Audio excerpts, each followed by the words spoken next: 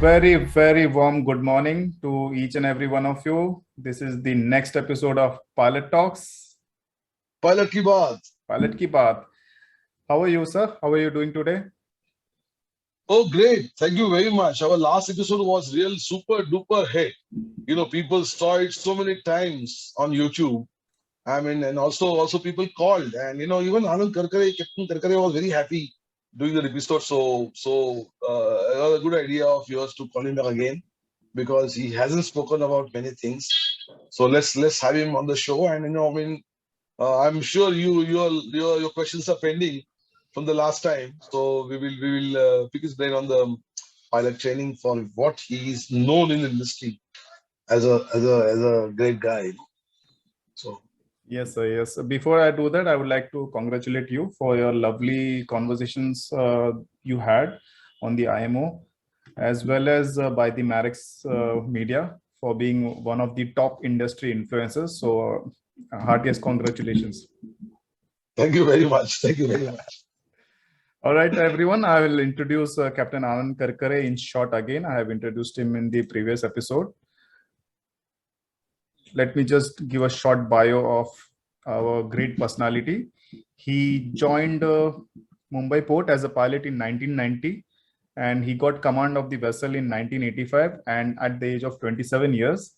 Self-improvement has always been his mantra, which made him complete the degree course in economics and commerce. He's also a fellow member of Narottam Morarji Institute of Shipping. While serving in Mumbai Port Trust, he also took the opportunity to undertake a year's break to go out to sail.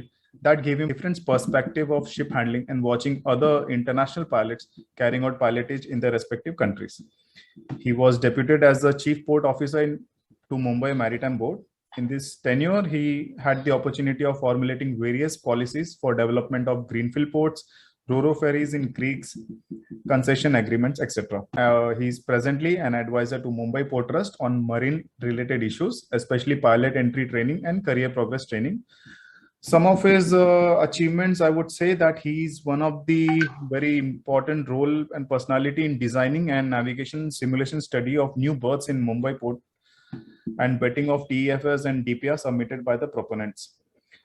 So that's a lot, and let's not wait. Let's get Captain Anand Karkare on board and ask him few more questions. One of my favorite question is regarding the pilot training and the induction of pilots, the seafarers, into getting the awareness to become a marine pilot in India. Yeah, absolutely. Let's welcome Captain Anand Karkare. He's an ardent supporter of AMPAM and a guru of all of pilots. Thank you so much for coming back to the show. Good morning. Thank you very much. It was a very enlightening discussion with last episode we have, and we are very, very, very happy to call you back again because your storytelling habit and your narration was so interesting for the viewers as well. So now it's a time to explore a little more into your most liked area. I mean, Vijay, if you allow me to ask the first question, I will go on to it because the question is also very close to my heart, and of course, I'm past doing. Captain Karkare, you did mention last time about you when being inducted as a pilot and your training and your training style. Those were the days in the ports and pilotage. In way back in 1985 or 1980, 1998. Yeah, even I've been around that time as a cadet in Indian ports, and I know the scenario in the Indian port that time. So the pilot training. The pilot training is somehow, is very close to the AMPA's heart because you are aware of it and you've been also have edited our syllabus.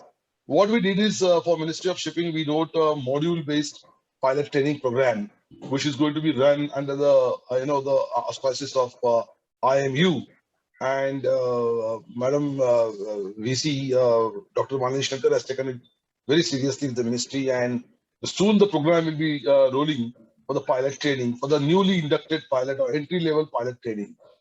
Tell us more about it because you have been at the heart of pilot training. You have been trained yourself, of course, but you have also trained a lot of pilots in the Mumbai port. So what is it that we are not getting there with respect to the pilot training so far? Thanks, for calling me back. Regarding pilotage training, training is important in all aspects of life. Right from the time you start walking, that also is a training. So training is everywhere important. Now regarding the pilotage, the system what was being followed in Mumbai port was when a pilot, of course, the qualification was a master mariner with a certificate of competency as a master, and 6 months after obtaining certificate, we can be a chief officer or a master. It was not important, but only thing, after having got certificate, you had to sail again on the ship for 6 months. That had been the criteria. And the thing was in such a gradual training, because those days when they had formulated this program, it was sometime in 70s or 60s. Those days there was no simulation, pilotage simulation center or nothing. It was just you observe the senior pilot, how he does the job. He will explain you in short what is he doing, how to employ the tugs, and that's it. And we had to attend in Mumbai port 150 ships along with the senior pilot over a period of 6 months. After that, you were put into the tonnage of 4,000 tons, there for 3 months, then 6,000. And this time, as you were carrying the moments, the dockmaster in each dock, they were kind of an observer, who will report at the end of 4 months, how was your piloting? What are the aspects they found lacking, or whether he needs to be upgraded to 6,000 or he can remain on 4,000 for a little longer. So this is how the thing was. I missed out on that one. Then after the end of the 6 months, there is to be what we call as a first one was the master pilot exam. Means a senior pilot would take our exam. That means he will ask you the entire topography. Means we had to do the topography of the Mumbai port by heart. Like the current moves in this direction and the lights out are in this place. The depth of water is so much over here. The tide moves in that direction. So everything. So those 30, 40 pages, we have to do it by heart. So that was a thing concept. Later on, as you upgraded yourself, and it took almost 3.5 to 4 years, total 4 years, 3.5 years pilotage and 6 months initially for this training. So it was a 4 years of total time till you became a full tonnage pilot or unrestricted tonnage pilot. So that has been the concept going on. It was going on till say about last year or 2 years ago. But with the inception of various courses, what merchant navy guys are undergoing, the navigation simulator and all, it has now we are truncated down to 3 years, 2.5 to 3 years. Of course, this is because of the bridge simulation, the simulators. What we don't have it, but JNPT has it. So with that, people get an experience how to go ahead. Now the question is, you had said whether the training we should go ahead for it. Yes, the concept of earlier training was that pilot who joined, he was already a merchant navy master. So when he came here, he came with all that kind of experience on board the ship, whatever. Like say, I just now give the incidences in the previous episode, how the things work out. So when you join a ship, you are knowingly, unknowingly, you have accumulated so much of experience that something happens, you are immediately, that kind of a thing triggers into your brain and you take the action. It comes like a natural thing to you. So yes, that master mariner was a requirement. But having experienced the shortage of pilots in India, particularly in the major ports, there has been a school of thought whether we should have an intake in like a Calcutta port. Calcutta port has BSc Nautical or BSc ordinary BSc graduate taking science, and then they train them to be a pilot. But it takes fairly long time, say almost 6 to 7 years of pilotage till he becomes a full tonnage pilot. So we have been contemplating on that, and just now for the time being, initially we thought that yes, we will go ahead for the BSc, but Then other thing what we thought is that when the pilot boards the ship, he has to interact with the master. And when the master tells you a simple thing, like, Captain, I have this kind of problem. He tells the pilot, these are the problems I have. I'll give you this incident. Again, a ship named Kotajaya. And at that time, the regulation of the Mumbai port was that the ship's trim should not be more than 2.8 meters. So this master, he had ballasted his forward hold. So when I boarded the ship and I gave port 10, she just did that free surface correction. So I asked Captain, why your ship is behaving like this? He said, pilot, water in number 1 hold. So I taken water to reduce the trim. So now at that particular time, I knew that this guy is very close to that GM, negative GM, angle of roll. And I docked the ship without use of any tug, because I knew that if I had to use the tug and ask the tug to pull the ship and stop the ship, Correct. the ship could be in problem. So then I berthed the vessel without tug at VPX berth. So, that experience, what I had known on the ship, what I learned on the ship, that I could implement it immediately at that time. So the experience, what matters, the collating the experience and then putting it into the actual implementation, this is how it comes. So that particular aspect we have to take into the consideration. So we thought that BSc, yes, we take it. But then these kind of incidences or the experiences, whether nowadays the ships are much more stringently, regulated, they will not have this kind of a nonsense. I would say now I can call it a nonsense, but that time it was ignorance or just trying to comply with the port regulation in the bargain, putting the ship at the risk. That's what it was exactly. Now if you look at that way.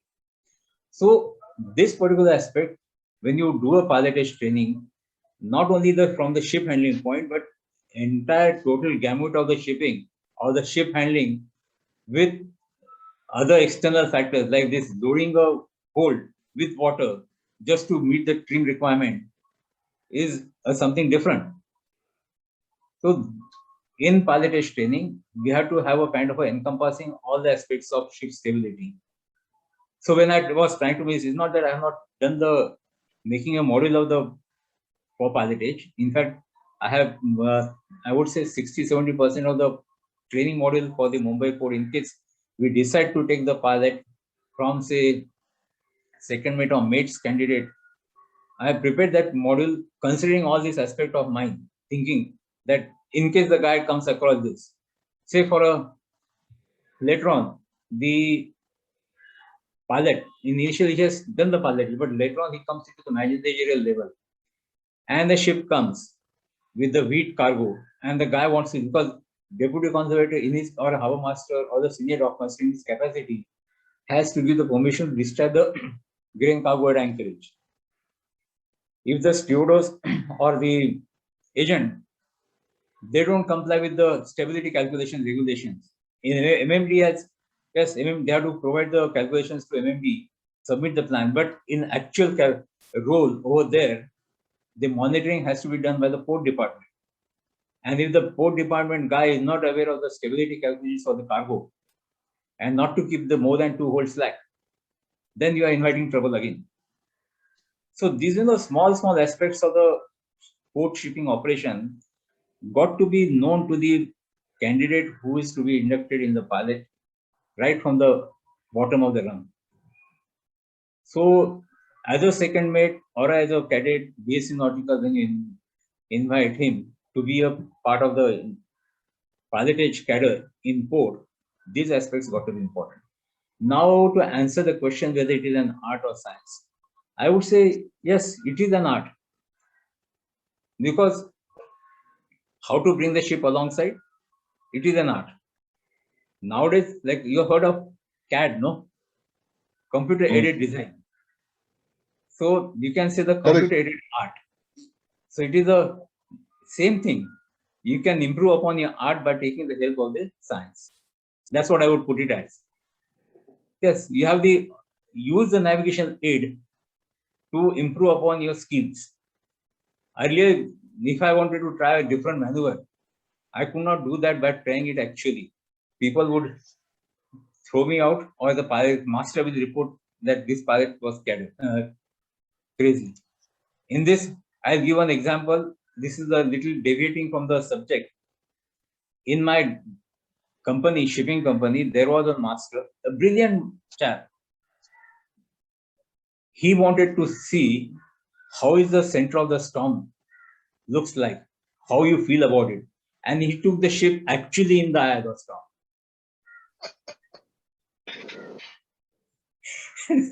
The ship came, luckily she survived and came into the port, and first thing company did was signing off. So what I'm going to say that this kind of thing, computer aided design, that way computer aided science, what you call, is important because you can put into the simulator the various conditions, what you can do in case suppose the wind is there and the engine just goes off. What kind of action you can take? How can you do it? Whether instead of using a 50-ton bowler pole, if you use a 40-ton bowler pole, how much will it take? Whether she can turn in that turning circle. All those kind of things can be tried out in the simulator, and that gives you a better kind of a confidence while you are actually doing the maneuver.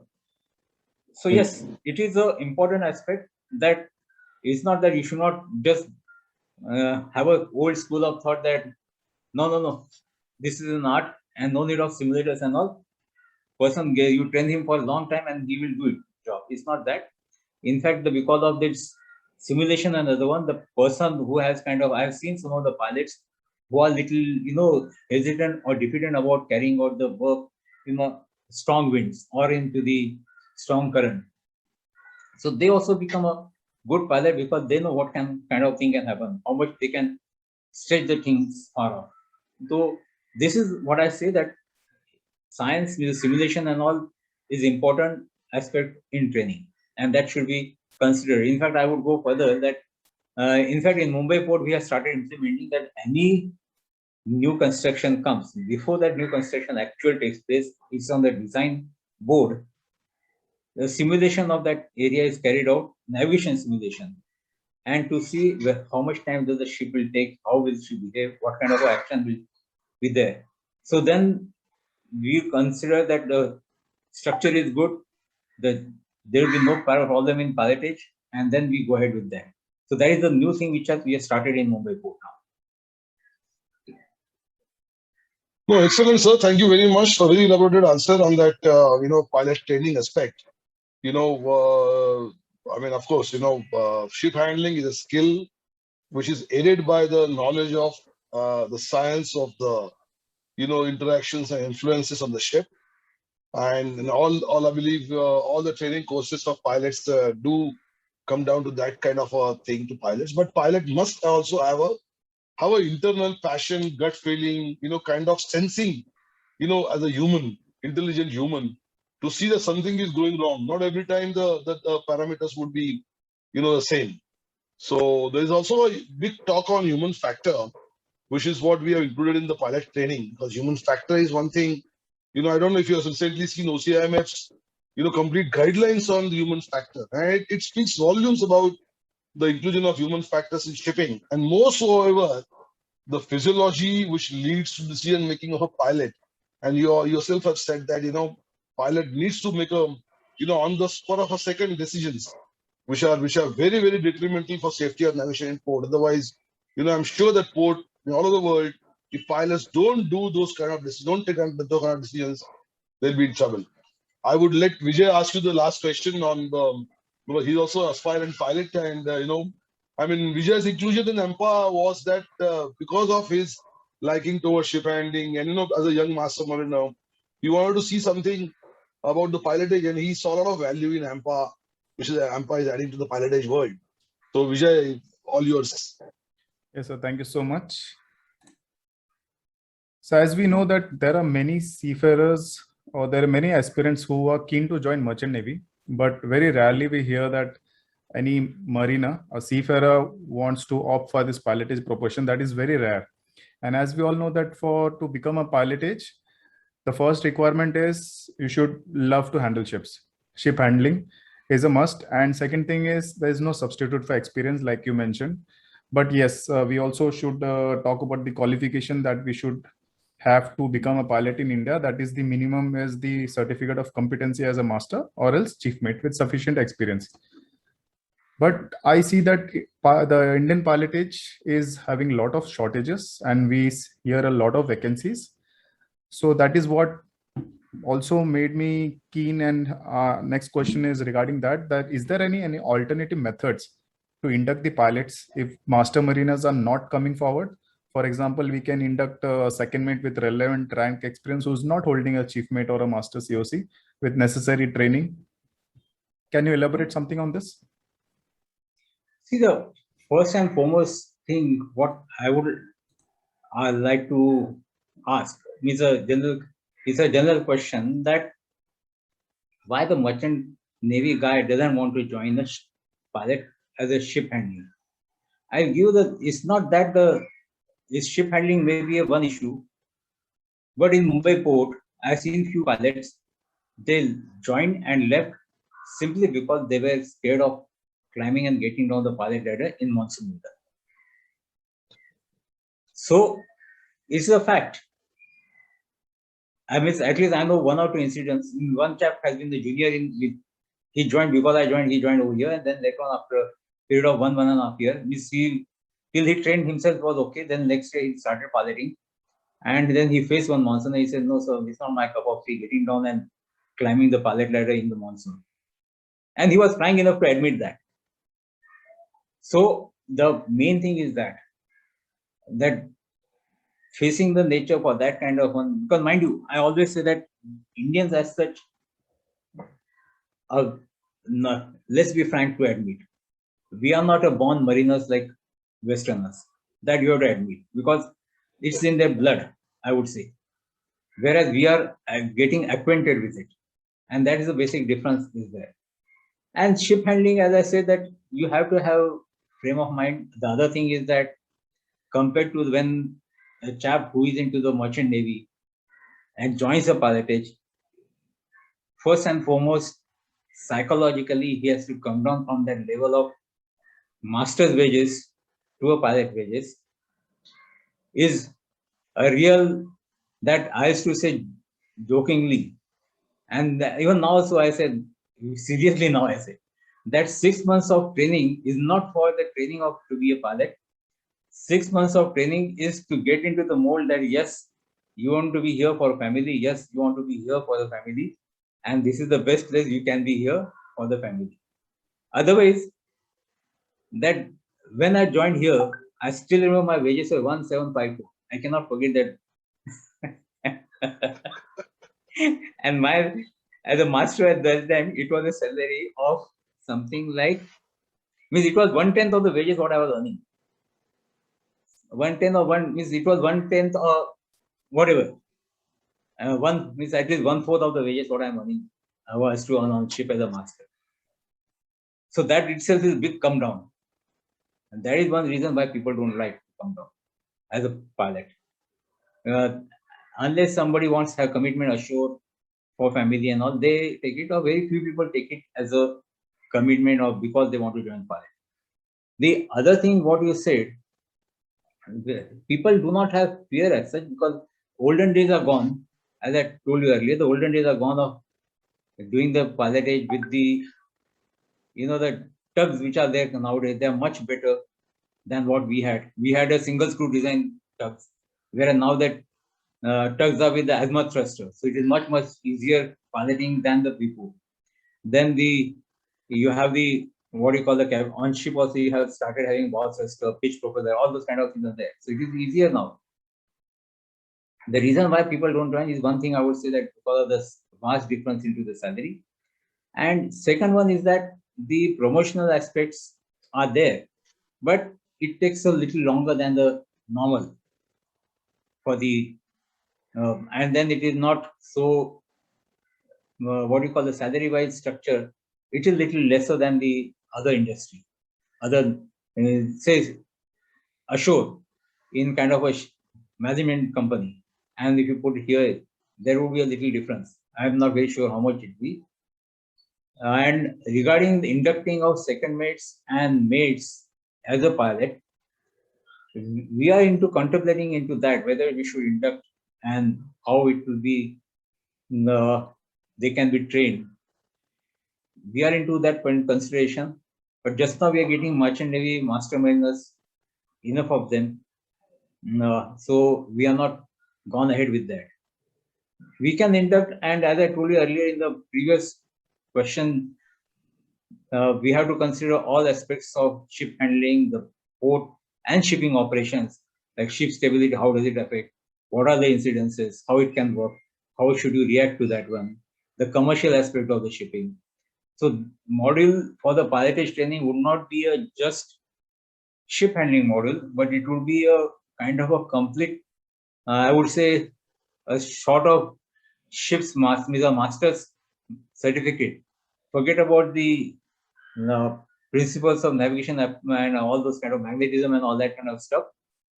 But part of it would be even the commercial aspect, so that guy knows what does it mean. If suppose the ship is coming and then he has to give notice of readiness. So the pilot should be aware what does it mean by notice of readiness. If he's not aware, then he will not do anything. In fact, another incident in this one I can give. When I was sailing as a master in Canada, I had to anchor at Vancouver, and it was a Friday evening coming close to the 1700 hours. That pilot took such a long time to anchoring, and then became by the time we anchored, it was past 5 o'clock, 1700. And I had to give notice of readiness Saturday, Sunday, holiday excluded, and only during working hours. So my notice of readiness was tendered on Monday morning. I wrote a strong protest letter to the port authority saying that pilot took unduly long time in anchoring, and thereby I lost my notice of readiness time. And when I told the pilot, either he was not bothered about it, he didn't know what is notice of readiness. So, this kind of aspects, all those kind of things has to come into the module. And then create that one, so that when you induct a person as a candidate into your cadre, he has that total knowledge of the entire gamut of the shipping, including ship handling. Then he is the right candidate for the pilot, because I always say the pilot is the first interface of that particular port with the ship. He carries the first impression of the port and the lasting impression of the port, because he's the first one to board and last one to get out from the ship. So he has to create a good impression, and that kind of impression can be created only if the pilot is trained properly, he's confident pilot, and again, here the interpersonal relationship comes, that he knows how to behave with the pilot. With the master. Then only that pilot comes into the, they carry a good impression. In this also, another example, what I say, that once one ship had, actually now I think so, if you're finished, then we can, after that I can give an example. Then if you want to, we just close this. You can keep it, you can keep it, you can record it, and if you want, you can edit it later on. Okay. So I'll tell you how the interpersonal relation or how the thing matters. I was a full tonnage pilot. There was a ship at BPX, Hogue Line ships. They had those. If anyone has worked on the gantry crane, which used to be a cellular vessels, like gear bulk ship, which carries the pelletized cargo, gantry crane for pelletized cargo, that kind of crane she had. I mean, this ship had to pick up the bulldozer from the berth on board to the ship. The driver of the bulldozer was busy in the Bobcat, chota wala bulldozer. Yes. He was lazy enough to climb the gangway. He said, no, pick me up like that. And the guy picked him up. And as luck would have it, that Bobcat fell between the ship and the berth. In that exactly with hardly a gap of about 2 or 3 feet, that fender gap, Bobcat fell in that. I had just got on from the pilot branch, climbing up the steps. The control told me, sir, उधर में आदमी गिर गया पानी में, वो जहाज को जल्दी निकालो. So I rushed to the gangway. I went on board the ship. The master got the ship ready, and we cast off the ship without any tugs, anything. Within 5 minutes, we cast off the ship away from the berth, so as to see that whether the guy is alive or not. Unfortunately, that fellow passed away. And after almost 8 or 10 years, I piloted one passenger ship in. And then that captain, he said, "Pilot, why don't you come in the evening for dinner?" I said, "Why?" "Because normally I don't like to visit the ships unnecessarily." He said, "No, I have a special thing for you." Till then, he didn't tell me. He said, "Come with your family." I went in the evening on board that passenger ship. He says, "Captain, you don't remember me, but I remember you." I said, "How come?" He said, "No, you remember that? This is what happened. And you took out the ship without, and I still remember." So what I'm saying that when you carry the thing, the people do really have a lasting impression. Means I was surprised. This guy was that one. I didn't remember. He said, "Yes, I gone bald now, but you won't remember me now."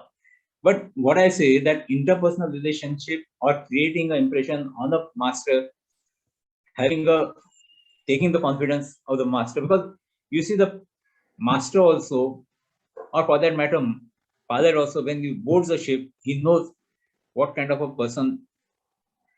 As normal person, when you see a chap, you gauge him in the first reaction of yours is that ye banda sahi ya nahi hai. So that way it is. So this can be recorded. Absolutely, Captain. So Yeah, you no, can absolutely keep it or you great. can delete it. But I'm saying that this is what it should be. Interpersonal relationship in all aspects of thing, it matters. Okay. Thank you. Yeah. So anything Yeah, thank else you very much. later on you want? Vijay, let Vijay say the last few lines. Okay. On No, your I was elaborate more answer. impressed. Why? Because he has so much of the small examples that he has. And unfortunately, due to the time constraints, we cannot hear all those examples. But maybe तो someday, future इसको ये again. कहते हैं विजय कि इसको ये कहते हैं बाल सफेद धूप में सफेद नहीं किए बाल पोर्ट में सफेद किए So definitely, so someday, maybe after a few months, we'll catch him again and learn more. Yeah, I am sure. more also interested into this. He's an advisor to Mumbai Port Trust, so I would like to also know something about what role he does, what job profile is that, how he shares his experience and knowledge for this pilotage industry, being in that particular role as well.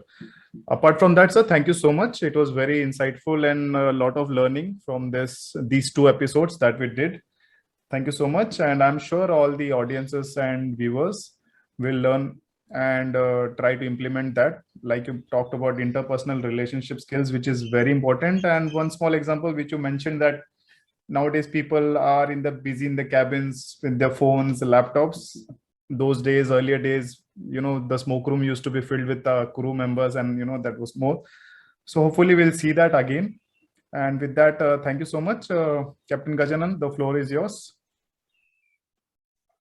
No, thank you very much, Captain Anand Karkare. I mean, you've been an ardent supporter of AMPA, plus the advisor to AMPA Journal also of monthly publication of ours. Thank you very much, and your insightful, the words or experiences shared in this pilot talks, pilot ki baat, has been very, very helpful. I'm sure viewers will like it. Thank you so much, and we'll definitely see you next time. Thank you, sir. Thank you. Thank you so much, sir. Thank you. Bye.